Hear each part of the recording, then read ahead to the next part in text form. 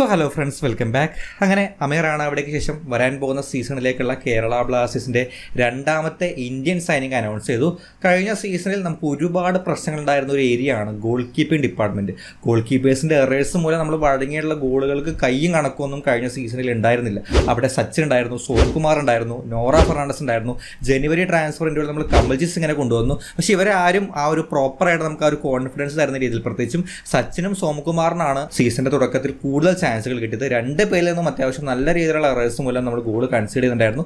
ജനുവരി transfer വിൻഡോയിൽ വന്നിട്ടുള്ള കമൽജിത്തിനാണെങ്കിലും അതിനുശേഷം അവസരം കിട്ടിയിട്ടുള്ള നോറ ഫെർണാണ്ടസ്, ഈ രണ്ടുപേർക്കും കാര്യമായ രീതിയിൽ മാച്ചുകൾ കിട്ടിയിരുന്നില്ല. പക്ഷേ അവിടെ നമുക്കൊരു കോൺഫിഡൻസ് കിട്ടിയത്, അല്ലെങ്കിൽ കുറച്ചെങ്കിലും ഒരു സെക്യൂർ ഫീലിംഗ് തന്നത് നോറ ഫെർണാണ്ടസ് മാത്രമാണ്. സോ അവിടെ ഗോൾ കീപ്പിംഗ് ഡിപ്പാർട്ട്മെന്റ് വരാൻ പോകുന്ന സീസണിൽ നമുക്ക് നല്ലൊരു അപ്ഗ്രേഡേഷൻ വേണ്ട ഒരു ഏരിയ ആണെന്നുള്ളത് കഴിഞ്ഞ സീസണിലെ എറേഴ്സ് നമുക്ക് മനസ്സിലാക്കി തന്നിട്ടുള്ളതാണ്. സോ അവിടേക്ക് വരുമ്പോൾ ഒരു സൈനിങ്, പക്ഷേ വീണ്ടും നമ്മളൊരു യങ് ഓപ്ഷനിലേക്ക് തന്നെയാണ് പോകുന്നത്. ഹർഷ് അൻവർ സൈക്കുന്ന മോഹൻ ബഗാനിൽ നിന്നുള്ള പ്ലെയറിനെയാണ് നമ്മൾ സൈൻ ചെയ്തിട്ടുള്ളത്. കഴിഞ്ഞ കുറച്ച് സീസണുകളായിട്ട് കേരള ബ്ലാസ്റ്റേഴ്സിന്റെ ഗോൾ കീപ്പിംഗ് സൈനിങ് നോക്കുകയാണെങ്കിൽ യങ് പ്ലേയേഴ്സിലേക്ക് വളരെയധികം ഒരു ചായവുണ്ട്. ആ ഒരു സൈനിങ് പാറ്റേൺ വർക്കായിട്ടുള്ളത് കൂടിയാണ്. ഇവാന്റെ ഫസ്റ്റ് സീസണിൽ നമ്മൾ ആരും പ്രതീക്ഷിക്കാതെ ഒരു യങ് പ്ലെയർ വന്നിട്ട് ആ ഒരു ഗോൾഡൻ ഗ്ലൗ അടിച്ചെടുത്തിട്ടുണ്ടായിരുന്നു, ഗില്ല്. അതിനുശേഷം നമ്മൾ നോക്കുകയാണെങ്കിൽ സച്ചിൻ സുരേഷ് കളിച്ചിട്ടുള്ള ആ ഒരു സീസണിലും ഫസ്റ്റ് സീസണിൽ അത്യാവശ്യം നല്ല രീതിയിലുള്ള ഒരു പെർഫോമൻസ് ആണ് സച്ചിൻ കാഴ്ചവെച്ചത്. പക്ഷേ പിന്നീട് വന്നിട്ടുള്ള സൈനിങ്, പിന്നീട് ഈ പ്ലേയേഴ്സിന്റെ പെർഫോമൻസിലേക്ക് നോക്കുകയാണെങ്കിൽ ഗില്ലിനെ നമുക്ക് നിലനിർത്താൻ സാധിച്ചില്ല. സച്ചിനാണെങ്കിൽ പെർഫോമൻസ് വൈസ് കുറച്ചധികം പ്രശ്നങ്ങൾ കഴിഞ്ഞ സീസണിൽ ഉണ്ടാക്കി. കഴിഞ്ഞ സീസണിൽ പുതുതായിട്ട് സൈൻ ചെയ്ത യങ് പ്ലെയർ സോംകുമാറും കാര്യമായ രീതിയിൽ ആ ഒരു നിലവാരത്തിലേക്ക് ഉയർന്നില്ല. സോ ഇവിടെ നമ്മളൊരു എക്സ്പീരിയൻസ്ഡ് ഗോൾ കീപ്പറിനെയാണ് നമ്മൾ പ്രതീക്ഷിച്ചിരുന്നത്, നമുക്ക് ആവശ്യമുണ്ടായിരുന്നതും. സോ ഒരു യങ് എക്സ്പീരിയൻസ്ഡ് ഗോൾ കീപ്പേഴ്സ് നമ്മുടെ ഡിഫറൻസ് ഒക്കെ വരുമ്പോൾ അതിൽ കുറച്ച് പ്രശ്നങ്ങളൊക്കെ വരുന്നുണ്ട്. പക്ഷേ ആദ്യമേ തന്നെ നമുക്ക് ഈ ഒരു പ്ലെയറിനെ പറ്റി സംസാരിക്കാനുണ്ട്. നേരത്തെ സൂചിപ്പിച്ച പോലെ തന്നെ മോഹൻ ബഗാന് വേണ്ടിയിട്ടാണ് കഴിഞ്ഞ 3 സീസണിലും കളിച്ചിട്ടുള്ളത്. പക്ഷേ യങ് പ്ലെയർ ആയതുകൊണ്ടും അവിടെ വിശാൽ ഗേത്ത് ഉള്ളതുകൊണ്ടും വലിയ രീതിയിൽ ചാൻസുകൾ, മാച്ചസ് കളിക്കാൻ പറ്റുന്ന ഒരു അവസരമൊന്നും കിട്ടിയിട്ടില്ല. AFC മാച്ചസിലെ കുറച്ച് മാച്ചുകൾ, പിന്നെ സൂപ്പർ കപ്പ്, ഡ്യൂറൻ കപ്പ്, ഇതിലെ 1-2 മാച്ചുകൾ അവിടേക്കാണ് അതിന് പെർഫോം ചെയ്യാനും അല്ലെങ്കിൽ സ്റ്റാർട്ടിംഗ് ലെവലിൽ ചാൻസ് കിട്ടിയിട്ടുള്ളത്. ആകപ്പാടെ ISL ഒരു സീസണിൽ ക്വാളിഫയർ മാച്ചിൽ ഒരു സബ്ബായിട്ട് 25 മിനിറ്റ് മാത്രമാണ് ആ ഒരു ISL സ്റ്റേജിൽ അദ്ദേഹം കളിച്ചിട്ടുള്ളത്. പിന്നെ അദ്ദേഹം കളിച്ചിട്ടുള്ളത് നെക്സ്റ്റ് ജനറേഷൻ കപ്പാണ്. ഏറ്റവും ഒടുവിലത്തെ അതിൻ്റെ ഒരു ടൂർണമെന്റ് നോക്കുകയാണെങ്കിൽ 2024 സൂപ്പർ കപ്പാണ്. അവിടെ 3 മാച്ചുകൾ അദ്ദേഹം കളിച്ചിട്ടുണ്ട്. ഈ 3 മാച്ചിൽ അതിൻ്റെ സ്റ്റാറ്റുകൾ നമുക്ക് കിട്ടിയിട്ടുണ്ട്. അവിടെ സ്റ്റാറ്റുകളിലേക്ക് വരുമ്പോൾ ടോട്ടൽ 29 ഷോട്ടുകളിൽ 9 എണ്ണമാണ് ഓൺ ടാർഗറ്റിൽ അദ്ദേഹം നേരിട്ടുള്ളത്. ഇതിൽ 5 എണ്ണവും ഗോളായിട്ട് മാറിയിട്ടുണ്ട്, 4 എണ്ണമാണ് സേവ് ചെയ്തിട്ടുള്ളത്. ക്ലീൻ ഷീറ്റ് ഒന്നും ആ ടൂർണമെന്റിൽ ഇല്ല. 3 കളികളിലും ഗോൾ കൺസിഡർ ചെയ്തു, 5 ഗോളാണ് കൺസിഡർ ചെയ്തത്, 4 സേവുകളാണ് ഓൺ ടാർഗറ്റിലേക്ക് വന്നത് അദ്ദേഹം സേവ് ചെയ്തിട്ടുള്ളത്. അതിനുശേഷം പിന്നീട് 2023 ഡ്യൂറൻ കപ്പിലേക്ക് വരാണെങ്കിൽ അവിടെ ഒരൊറ്റ മാച്ച് മാത്രമാണ് അദ്ദേഹം കളിച്ചിട്ടുള്ളത്. ആ ഒരു മാച്ച് ഒരു ആർമി ടീമിനെതിരായിരുന്നു, 5-0 ആ ഒരു ടീം ജയിച്ചു. അവിടെ ഒരു ക്ലീൻ ഷീറ്റ് ഉണ്ട്. അതിന് മുൻപ് 2023 ഒരു AFC കപ്പിൽ അദ്ദേഹം കളിച്ചിട്ടുണ്ട്, മാസിയ ടീമിനെതിരെ. അത് മോഹൻ ബഗാന്റെ റിസോർട്ട് ടീമാണ്, അല്ലെങ്കിൽ ജൂനിയർ ടീമാണ് അവിടെ കളിച്ചിട്ടുള്ളത്. സീനിയർ പ്ലേയേഴ്സ് ഇല്ലാതെ കളിച്ച ഒരു മാച്ചിൽ ഒരു ഗോളിന്റെ തോൽവിയാണ് ഉണ്ടായിരുന്നത്. ഇനി അതിന് മുൻപുള്ള സീസണിലെ 2023 സൂപ്പർ കപ്പ് അദ്ദേഹം കളിച്ചിട്ടുണ്ട്. ഒരൊറ്റ മാച്ചാണ് അവിടെയും കളിച്ചിട്ടുള്ളത്. ഗോകുലം കേരള FC-ക്കെതിരായിരുന്നു. 5-1 മോഹൻ ബഗാൻ ജയിച്ചപ്പോൾ ഒരു ഗോൾ ആ ഒരു മാച്ചിലും അദ്ദേഹം കൺസിഡർ ചെയ്തിട്ടുണ്ട്. അതിന് മുൻപുള്ള 2022 ഡ്യൂറൻ കപ്പിൽ അദ്ദേഹം 2 മാച്ച് കളിച്ചിട്ടുണ്ട്. പക്ഷേ ഒരു മാച്ചാണ് 90 മിനിറ്റ്സ് കളിച്ചത്, മറ്റൊരു മാച്ച് 45 മിനിറ്റ് മാത്രമേ കളിച്ചുള്ളൂ. ആ 90 മിനിറ്റ്സ് കളിച്ച മാച്ചിൽ 3 ഗോൾ രാജസ്ഥാനെതിരെ കൺസിഡർ ചെയ്തു. 3-2 മോഹൻ ബഗാൻ തോറ്റ മാച്ചും കൂടിയാണത്. 45 മിനിറ്റ് കളിച്ച മാച്ചിൽ അദ്ദേഹം ഗോളൊന്നും ആ ഒരു ടൈമിൽ കൺസിഡർ ചെയ്തില്ല. 2-0 മാച്ച് മോഹൻ ബഗാൻ ജയിച്ചു. പിന്നെ അതിൻ്റെ ഒരു ബെസ്റ്റ് പെർഫോമൻസ് ഞാൻ കണ്ടത് 2022 AFC കപ്പിലെ അദ്ദേഹത്തിന് ബസുന്ധര കിങ്സിനെതിരെ മോഹൻ ബഗാന്റെ സീനിയർ ടീമിൽ ഇറങ്ങാൻ ഒരു അവസരം കിട്ടിയിരുന്നു. ആ മാച്ചിൽ അത്യാവശ്യം നല്ല രീതിയിലുള്ള ഒരു ക്ലീൻ ഷീറ്റാണ് ആ മാച്ച് ഉണ്ടായത്. 4 ഗോളുകൾക്ക് മോഹൻ ബഗാൻ ആ ഒരു ടീമിനെ തോൽപ്പിച്ചിട്ടുണ്ടായിരുന്നു. ക്ലീൻ ഷീറ്റ് എന്ന് പറയുമ്പോൾ ഗോൾ കീപ്പർ കൂടി ഡിസർവിംഗ് ആവുന്ന ടൈപ്പ് ഓഫ് ഒരു ക്ലീൻ ഷീറ്റാണ്. ആ മാച്ചിൽ അത്യാവശ്യം നല്ല രീതിയിലുള്ള സേവുകളും കാണാൻ സാധിച്ചിരുന്നു. സോ ഒരു മാച്ചുകളുടെ എണ്ണം കേൾക്കുമ്പോൾ തന്നെ മനസ്സിലാവും വളരെ കുറച്ച് മാച്ചുകൾ മാത്രമേ കളിച്ചിട്ടുള്ളൂ. ആ കളിച്ച മാച്ചുകളിൽ വളരെ നോർമൽ ആയിട്ടുള്ള കണക്കുകൾ മാത്രമേ ഉള്ളൂ, വലിയ രീതിയിൽ എടുത്തു പറയാനൊന്നുമില്ല.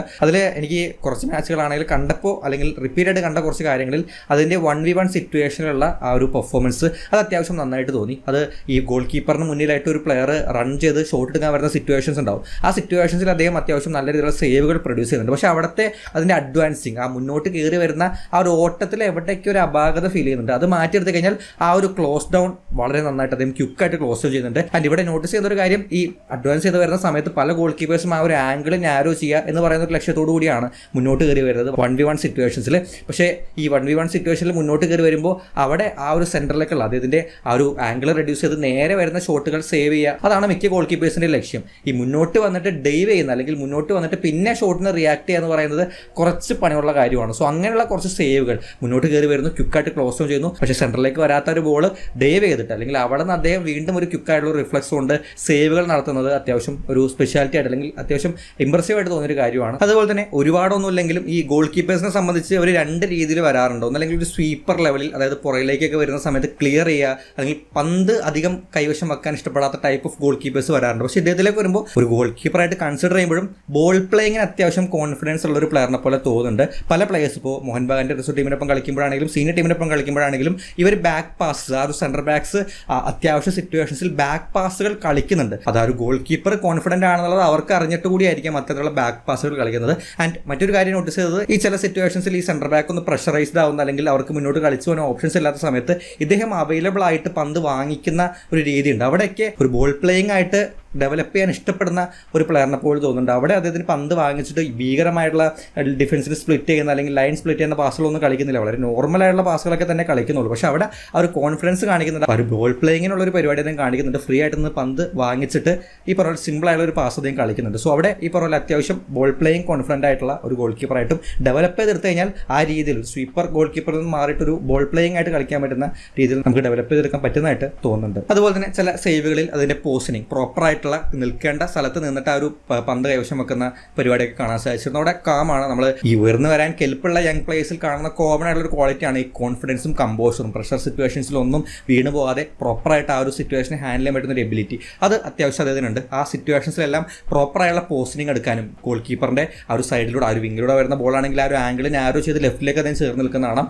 സെൻറ്ററിലൂടെ ആണെങ്കിൽ കൃത്യമായ രീതിയിൽ പ്രോപ്പറായിട്ട് ഒരു സെൻറ്റർ സ്പേസ് കവർ ചെയ്ത് നിൽക്കുന്ന കാണാം. ആ ഏരിയാസിലെല്ലാം ഈ പറഞ്ഞ പോലെ പോസിനിങ്ങും അതിൻ്റെ കോൺഫിഡൻസും നന്നായിട്ട് വരുന്നുണ്ടായിരുന്നു. സോ നമുക്ക് ഓൾറെഡി ഉണ്ടായിരുന്ന ഗില്ലാണെങ്കിലും സച്ചിൻ ആണെങ്കിലും അവർക്കെല്ലാം ഉണ്ടായിരുന്ന ഒരു കോമൺ ഫാക്ടറാണ് ഈ കോൺഫിഡൻസും കമ്പോഷർ ലെവലും. സോ അത് അത്യാവശ്യം ഉണ്ടെങ്കിൽ തന്നെ നമുക്ക് ഈ ഡെവലപ്പ് ചെയ്തെടുക്കാൻ പറ്റുന്ന ഒരു ഓപ്ഷൻ ഉണ്ട്. പക്ഷേ അപ്പോഴും ഈ മാച്ചിലൊന്നും കാണാതെ നമുക്ക് പറയാൻ പറ്റുന്ന ഏറ്റവും വലിയൊരു കൺസേൺ അതിൻ്റെ ഇൻഎക്സ്പീരിയൻസുമായി ബന്ധപ്പെട്ടതാണ്. പ്രത്യേകിച്ച് കഴിഞ്ഞ സീസണിലൊന്നും അധികം മാച്ചുകൾ പോലും അദ്ദേഹം കളിച്ചിട്ടില്ല. കൂടുതൽ സമയം ബെഞ്ചിലൊക്കെ തന്നെയായിരുന്നു. ആ ഇൻഎക്സ്പീരിയൻസോട് ഉണ്ടാവുന്ന കുറച്ച് പ്രശ്നങ്ങൾ, അതിൽ തന്നെ ഏറ്റവും അധികം എനിക്ക് നിരാശ തോന്നിയ, അല്ലെങ്കിൽ അത്ര ഒരു കോൺഫിഡൻസ് തരാത്തതിനുള്ള ഒരു മെയിൻ കാരണം കഴിഞ്ഞ സീസണിൽ നമ്മുടെ സച്ചിനിൽ നിന്നും സോമിയിൽ നിന്നും ഒക്കെ കണ്ടിട്ടുള്ള ആ ഒരു എറർ ഉണ്ട്. പന്ത് കീപ്പ് ചെയ്യാൻ പറ്റാതെ, അല്ലെങ്കിൽ ഒരു പവർ ഷോട്ടൊക്കെ വരുമ്പോൾ പന്ത് കൈപ്പിടിയിൽ ഒതുക്കാൻ പറ്റാതെ റീബൗണ്ട് വന്നിട്ട് നമ്മൾ വീണ്ടും ഗോൾ കൺസിഡർ ചെയ്യുന്ന കാര്യം, സെയിം പാറ്റേണിലുള്ള ബ്ലണ്ടേഴ്സ് നമ്മൾ ഇദ്ദേഹത്തിൽ നിന്ന് കാണാൻ സാധിച്ചിരുന്നു. അദ്ദേഹം കളിച്ച സൂപ്പർ കപ്പിലെ ഈസ്റ്റ് ബംഗാളിനെതിരെ മാച്ചിൽ സെയിം സിറ്റുവേഷൻ നമ്മൾ കാണുന്നുണ്ട്. അവിടെ വളരെ ഈസി ആയിട്ട്, അങ്ങനെ പവറോ ഒരുപാട് പ്രഷറോ ഒന്നും ഇല്ലാത്ത സിറ്റുവേഷനിൽ ഈസി ആയിട്ട് കൈപ്പിടിയിൽ ഒതുക്കാൻ പറ്റുന്ന ഒരു ബോൾ അദ്ദേഹത്തിൻ്റെ കയ്യിൽ നിന്ന് വീണ് പോകുന്നതും പിന്നീട് ഈസ്റ്റ് ബംഗാൾ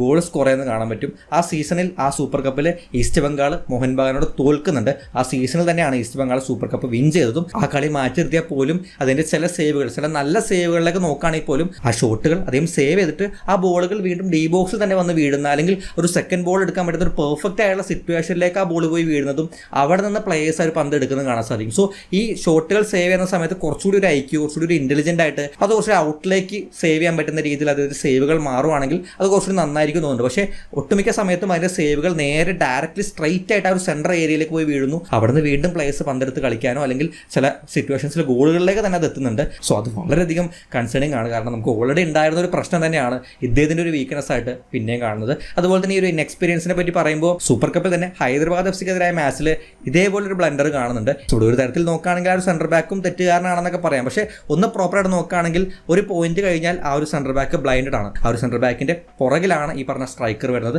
സോ സെൻറ്റർ ബാക്കിന് അവിടെ ആ ഒരു പ്ലെയർ എവിടെയാണ്, അല്ലെങ്കിൽ ആ ഒരു പ്ലെയർ എത്രത്തോളം ക്ലോസ് ആണെന്നുള്ളതിനെ പറ്റി യാതൊരു ഐഡിയ ഇല്ല. സോ അവിടെ ഒരു ക്ലിയർ ആയിട്ടുള്ള വിഷൻ ഉള്ളത്, ക്ലിയർ ആയിട്ടുള്ള ഒരു കമാൻഡിങ് കൊടുക്കാൻ പറ്റുന്നത് ഗോൾ കീപ്പറിനാണ്. ഏതെങ്കിലും ഒരു പോയിന്റിൽ വെച്ചിട്ട് ആ ഒരു സെൻറ്റർ ബാക്കിനോട് മൈനസ് പാസ് കളിക്കാനോ അല്ലെങ്കിൽ ആ ഒരു ബോൾ ക്ലിയർ ചെയ്യാനോ ആവശ്യപ്പെട്ടിരുന്നെങ്കിൽ ഒരു പക്ഷേ ആ ഒരു ഗോൾ ഒഴിവാക്കാൻ സാധിക്കുമായിരുന്നു. പക്ഷേ അവിടെ ഈ പറഞ്ഞ അർഷും ഒരു ഡബിൾ മൈൻഡഡ് ആയിട്ട് പോകുന്നുണ്ട്. സ്റ്റേ ചെയ്യണോ, മുന്നോട്ട് കയറി പോകണോ, ആ ഒരു ഡബിൾ മൈൻഡഡ് ആയിട്ട് വന്നിട്ട് അവിടെ പ്രോപ്പറായിട്ടൊരു കമാൻഡിങ്ങോ പ്രോപ്പറായിട്ട് ഒരു കമ്മ്യൂണിക്കേഷനോ സെൻറ്റർ ബാക്കിന് കൊടുക്കുന്നില്ല. സോ അവിടെ സെൻറ്റർ ബാക്കും കൺഫ്യൂഷനായിട്ട് ലാസ്റ്റ് മിനിറ്റിൽ ഒരു പാസ് കളിക്കുന്നു. ഒരു തരത്തിലും അത് ഗോൾ കീപ്പറിനെ സേവ് ചെയ്യാനോ ക്ലിയർ ചെയ്യാനോ പറ്റാത്ത രീതിയിലാണ് ആ പാസ് പോകുന്നത്. അത് ഹൈദരാബാദ് എഫ് സി എടുത്ത് യൂട്ടിലൈസ് ചെയ്ത് ഗോളാക്കുന്നുണ്ട്. സോ ഈ സിറ്റുവേഷൻസിൽ, ഇത്തരത്തിലുള്ള സിറ്റുവേഷൻസിലാണ് ഈ പറഞ്ഞ പോലെ ഇൻഎക്സ്പീരിയൻസ് നമ്മൾ കൂടുതലായിട്ടും എക്സ്പോസ് ആവുന്നതും പ്രശ്നമായിട്ട് വരുന്നതും. അവിടെ ഒരു പ്രോപ്പറായിട്ട് എക്സ്പീരിയൻസ് ഉള്ള ഒരു ഗോൾ കീപ്പർ ആണെങ്കിൽ ഏതെങ്കിലും ഒരു പോയിന്റിൽ വെച്ചിട്ട് ഒരു ഡിസിഷൻ എടുക്കും. സോ ഇത്തരം സിറ്റുവേഷൻസിലാണ് ഒരു കമാൻഡിങ്, അതുപോലെ തന്നെ ഒരു ഡിഫൻസീവ് ലൈനായിട്ടുള്ള കമ്മ്യൂണിക്കേഷൻ, ആ ഒരു പ്ലെയറിൻ്റെ ഡിസിഷൻ മേക്കിംഗ്, ഇത്തരത്തിലുള്ള കാര്യങ്ങൾ ടെസ്റ്റ് ചെയ്യപ്പെടുന്നത്. അതൊരു കണ്ടിന്യൂസ് ആയിട്ടുള്ള അല്ലെങ്കിൽ നിരന്തരമായിട്ട് കണ്ടുള്ള ഒരു കാര്യമൊന്നുമല്ല. പക്ഷേ ഇത്തരം സിറ്റുവേഷൻ ഒരു എക്സാമ്പിളായിട്ട് പറഞ്ഞതാണ്. സോ അത്തരത്തിലുള്ള പ്രശ്നങ്ങൾ കണ്ടുപിടിച്ച് അത് കൃത്യമായ രീതിയിൽ ഡെവലപ്പ് ചെയ്തെടുത്ത് ആ പ്രശ്നങ്ങൾ എത്ര പെട്ടെന്ന് മാറ്റുന്നു എന്നുള്ളതനുസരിച്ചിരിക്കും ഈ യങ് പ്ലേയേഴ്സിൻ്റെ സക്സസ്. പെർഫോമൻസ് ഈ പൊതുവെ ഈ യങ് പ്ലേയേഴ്സിനെ സൈൻ ചെയ്യുമ്പോൾ ഏറ്റവും വലിയൊരു കൺസേണും ഇത് തന്നെയാണ്. നിലവിലിപ്പോൾ ബ്ലാസ്റ്റേഴ്സിൻ്റെ അവസ്ഥ നോക്കുകയാണെങ്കിൽ ഈ ഗില്ലിനെയും സച്ചിനെയൊക്കെ നല്ല രീതിയിൽ ഡെവലപ്പ് ചെയ്ത ഗോൾ കീപ്പിംഗ് കോച്ചിനെ പറഞ്ഞു വിട്ടിട്ടുണ്ട്. അത്തരത്തിലൊരു ഗോൾ കീപ്പിംഗ് കോച്ച് നമുക്ക് ആദ്യമേ തന്നെ വേണം. അതുപോലെ തന്നെ പ്രോപ്പറായിട്ട് ഗൈഡൻസ് കൊടുക്കാൻ പറ്റുന്ന ഒരു ഡിഫൻസ്. ആദ്യത്തെ സീസണിൽ ലെസ്കോവിച്ചൊക്കെ നല്ല രീതിയിൽ ഗില്ലിനെ സപ്പോർട്ട് ചെയ്യുന്നുണ്ടായിരുന്നു. അതുപോലെ ഒരു പ്ലെയർ, ഇന്ത്യൻ പ്ലെയർ ആണെങ്കിലും ഫോറിൻ പ്ലെയർ ആണെങ്കിലും തൽക്കാലം നമുക്കില്ല.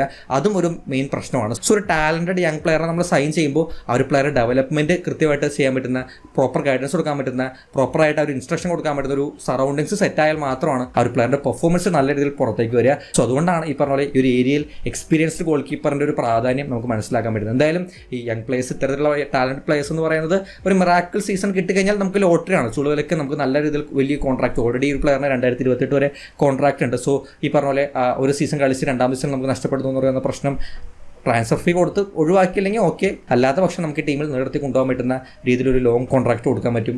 ആ ഒരു അൺപ്രഡിക്റ്റബിലിറ്റി, ഒരു പ്ലെയറിൻ്റെ അൺപ്രഡിക്റ്റബിലിറ്റിയും ഒരു ഫാക്ടറായിട്ട് നല്ല പെർഫോമൻസ് ഡെലിവർ ചെയ്യാം. അങ്ങനെയൊക്കെ നല്ല രീതിയിൽ വന്നു കഴിഞ്ഞാൽ ലോട്ടറിയാണ് സത്യം പറഞ്ഞത്. പക്ഷേ നല്ല രീതിയിൽ റിസ്ക് ഉള്ള ഒരു പരിപാടിയാണ്. വർക്കായില്ലെങ്കിൽ വീണ്ടും ആ ഗോൾ കീപ്പിംഗ് ഡിപ്പാർട്ട്മെൻറ്റിലുള്ള പ്രശ്നങ്ങൾ തുടരുക തന്നെ ചെയ്യും. എന്തായാലും ഈ ഒരു പ്ലെയറിനെ പറ്റിയുള്ള നിങ്ങളുടെ അഭിപ്രായങ്ങൾ തീർച്ചയായിട്ടും കമൻറ്റ് ബോക്സിൽ ചേരാൻ ശ്രമിക്കാം. നമുക്ക് എന്തായാലും മറ്റൊരു കാണാം. ബൈ.